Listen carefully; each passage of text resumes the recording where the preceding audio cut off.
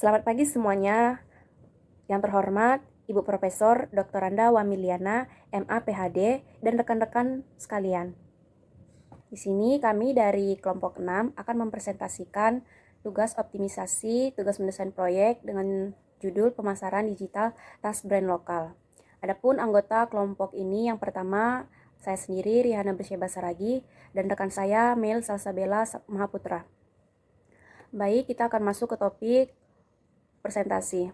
Yang pertama ada pendahuluan, di mana alasan kami memilih proyek pemasaran digital tas brand lokal. Yang pertama karena relevan dengan kebutuhan UMKM brand lokal.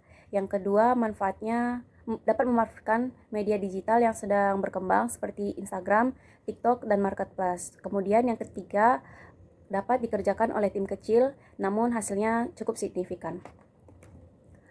Yang kedua yaitu ada para pemain, di mana terdiri dari yang pertama ada manusia.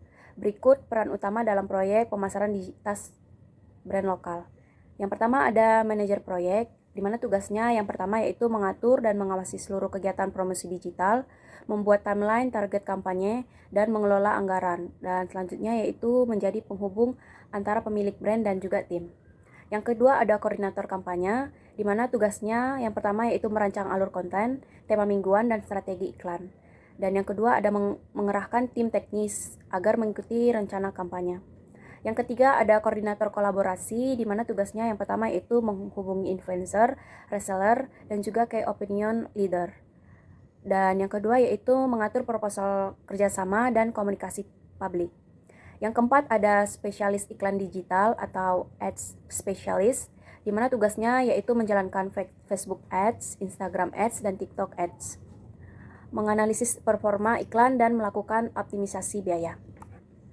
Selanjutnya yang kelima ada content creator, di mana tugasnya yang pertama seperti yaitu membuat produk video, unboxing dan story serta reels, dan berkolaborasi dengan model atau influencer.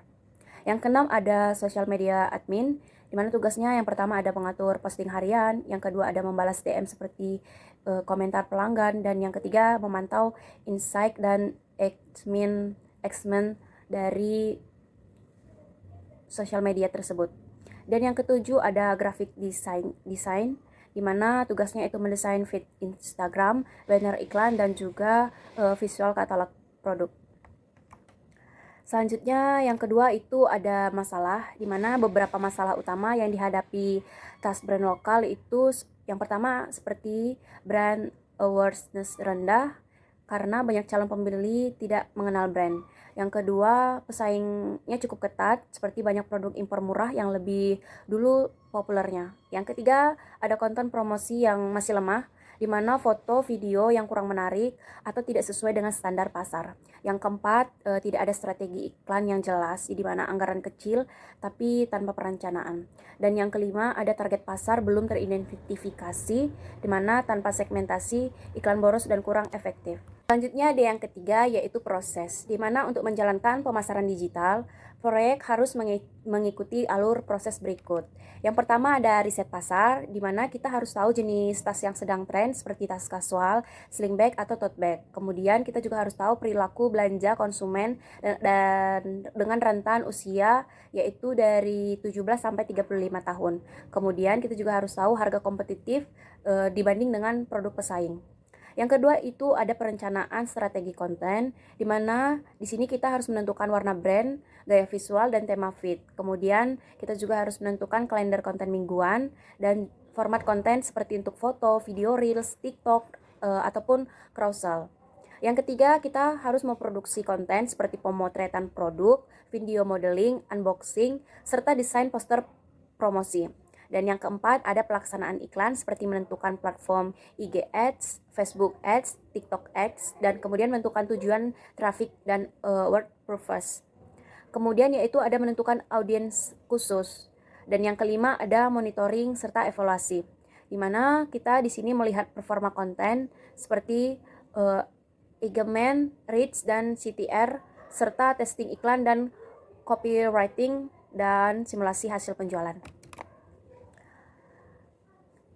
Setelah itu kita harus menentukan pimpinan tim, di mana pemimpin tim yang dibutuhkan dalam proyek pemasaran digital tas brand lokal adalah yang memenuhi persyaratan sebagai berikut. Yang pertama yaitu motivasi, di mana motivasi memastikan tim kreatif tetap produktif, terutama saat produksi konten. Yang kemudian ada organisasi, di mana tugasnya itu membagi tugas konten mingguan, iklan, jadwal kolaborasi influencer. Dan yang ketiga yaitu gagasan dan inovasi, di mana di sini dia harus memiliki ide kreatif yang sesuai tren media sosial seperti Reels viral, TikTok hook, dan storytelling. Selanjutnya yaitu ada persiapan proyek, di mana di sini kita harus memastikan tujuan pemasaran, target pengguna, dan analisis kampanye. Yang pertama ada tujuan pemasaran, di mana menaikkan brand awareness tas lokal, meningkatkan engagement di media sosial, dan meningkatkan penjualan melalui digital ads. Dan target pengguna atau audiens yaitu dari rentan usia 17 sampai 35 tahun, seperti mahasiswa, pekerja, wanita muda, dan masih banyak. Kemudian pengguna aktif TikTok dan juga Instagram. Dan biasanya kita juga menargetkan seperti orang-orang yang sering berbelanja online seperti di toko Shopee atau Tokopedia. Kemudian ada analisis kebutuhan kampanye, di mana kebutuhan konten seperti konten foto atau konten video, kemudian iklan berbayar, serta copywriting yang kuat, atau influencer yang relevan, serta optimasi akun marketplace. Kemudian ada tugas tim, di mana yang pertama ada manajer proyek, tugasnya menyusun timeline 1-3 bulan, kemudian mengatur budget untuk ads dan influencer, dan menentukan KIP atau reach, impression, dan conversion. Kemudian ada sekretaris, di mana bertugas untuk mendokumentasi rapat dan mengarsipkan konsep konten, invoice, paid, dan promosi. Kemudian ada bendahara, di mana tugasnya itu mengatur biaya produksi konten dan mengatur anggaran iklan. Ada spesialis ads yang tugasnya itu menjalankan kampanye dan membaca data performa, serta menentukan target audiens yang paling efektif. Ada konten kreator yang bertugas untuk membuat materi konten berkualitas tinggi, dan kemudian ada desainer yang bertugas untuk membuat visual konten dan desain untuk keperluan promosi. Dan yang terakhir ada social media admin yang bertugas untuk menjadwalkan posting dan melakukan engagement dengan pengguna.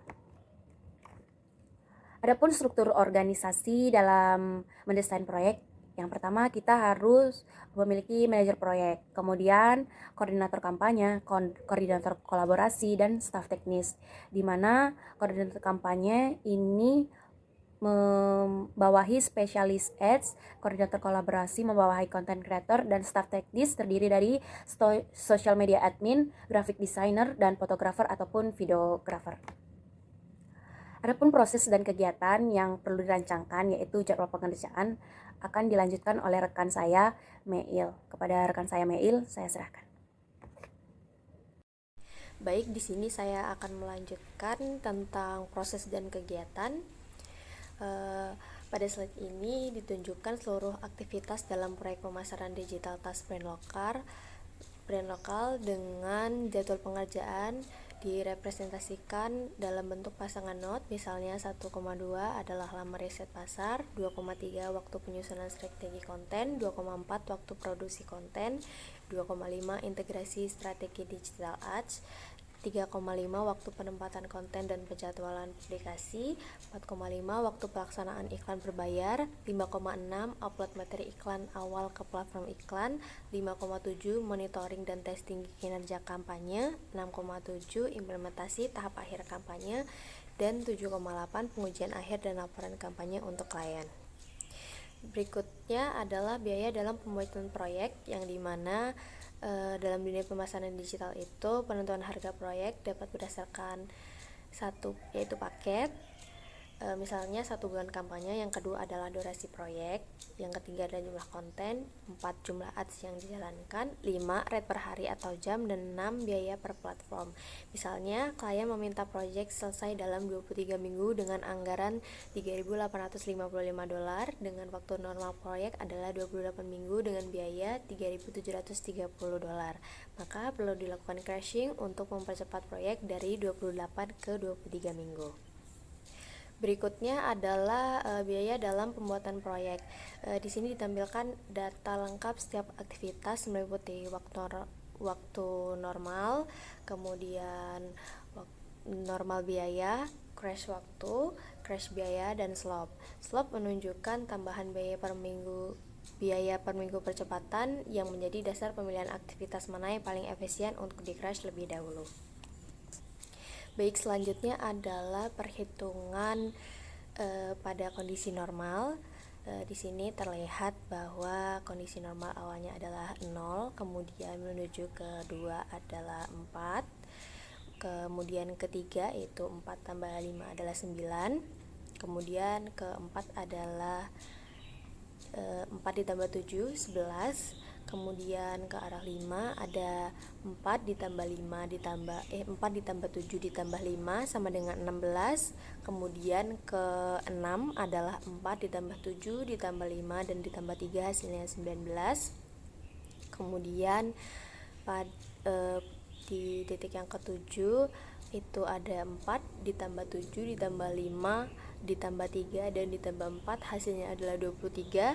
Kemudian di titik yang terakhir adalah 4 ditambah 7 ditambah 5 ditambah 3 ditambah 4 ditambah 5 hasilnya adalah 28. Sehingga waktu normal yang didapatkan adalah 28 minggu dengan biaya $3.730. Selanjutnya adalah perhitungan jalur kritis dengan waktu normal, yaitu jalur utama yang menghasilkan durasi terpanjang, yaitu adalah di 1, kemudian 2, 4, 5, 6, 7, 8 dengan durasinya adalah 1,2 adalah 4 minggu, 2,4 itu 7 minggu, 4,5 5 minggu, 5,6 3 minggu, 6,7 4 minggu, 7,8 5 minggu. Jadi dengan total waktu normal proyek adalah 28 minggu, jadi jalur kritisnya adalah di 1, 2, 4, 5, 6, 7, 8 dengan waktu normal adalah 28 minggu dan biaya normalnya $3.730. Selanjutnya adalah perhitungan untuk crashing dilakukan dengan mempercepat aktivitas di jalur kritis, dimulai dari aktivitas dengan slope paling kecil agar tambahan biaya seminimum mungkin, dan tujuannya adalah memenuhi target waktu klien tanpa melampaui anggarannya yang diberikan pada tabel berikut. Kemudian pada crash yang pertama kita mempercepat aktivitas di jalur 6,7, dipercepat 1 minggu karena memiliki slope paling kecil. Jadi untuk durasi proyeknya sekarang adalah 27 minggu dengan biayanya $3.730 ditambah $20 sama dengan $3.750.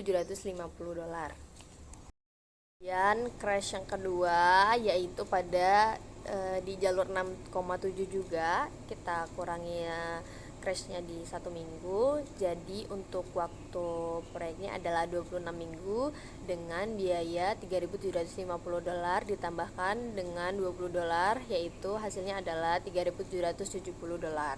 Selanjutnya untuk crash yang ketiga kita mempercepat aktivitas pada jalur 5,6 sehingga waktunya berubah menjadi 25 minggu dengan biaya $3.770 ditambah dengan $25 sama dengan $3.795. Kemudian untuk crash yang keempat berada pada jalur 7,8 dengan waktu pengerjaan proyeknya menjadi 24 minggu dengan biaya $3.795 ditambah $30, yaitu sama dengan $3.825. Selanjutnya crash kelima yaitu pada jalur 7,8 juga dengan waktu 23 minggu, maka biayanya adalah $3.825 ditambah dengan $30, yaitu sama dengan $3.855. Kemudian hasil untuk crash project setelah crashing, durasi total proyek yaitu sebelum crash adalah 28 minggu dan sesudah crash adalah 23 minggu. Maka biaya total proyek dengan biaya normalnya adalah $3.730 dengan tambahan biaya crashnya adalah $125, maka biaya setelah crash adalah $3.855 dan anggaran dari klien adalah $4.000, maka keuntungan tim adalah $4.000 dikurangin dengan biaya setelah crashnya yaitu $3.855, maka sisanya adalah keuntungan dari tim adalah $145, maka proyek masih layak dari sisi finansial dan memenuhi target waktu klien. Kesimpulan yang dapat diambil adalah proyek pemasaran digital tas brand lokal mampu meningkatkan awareness brand. Yang kedua, memperluas jangkauan konsumen. Kemudian menambah engagement media sosial, meningkatkan potensi penjualan tas lokal. Kemudian dari sisi manajemen proyek, dengan waktu normal 28 minggu dan biaya $3.730, maka proyek dapat dipercepat menjadi 23 minggu dengan biaya $3.855. Kemudian dengan anggaran klien $4.000, tim masih memperoleh keuntungan sekitar $145. Oleh karena itu, proyek ini layak diterima dan dikerjakan. Sekian presentasi dari kami. Saya ucapkan terima kasih. Wassalamualaikum warahmatullahi wabarakatuh.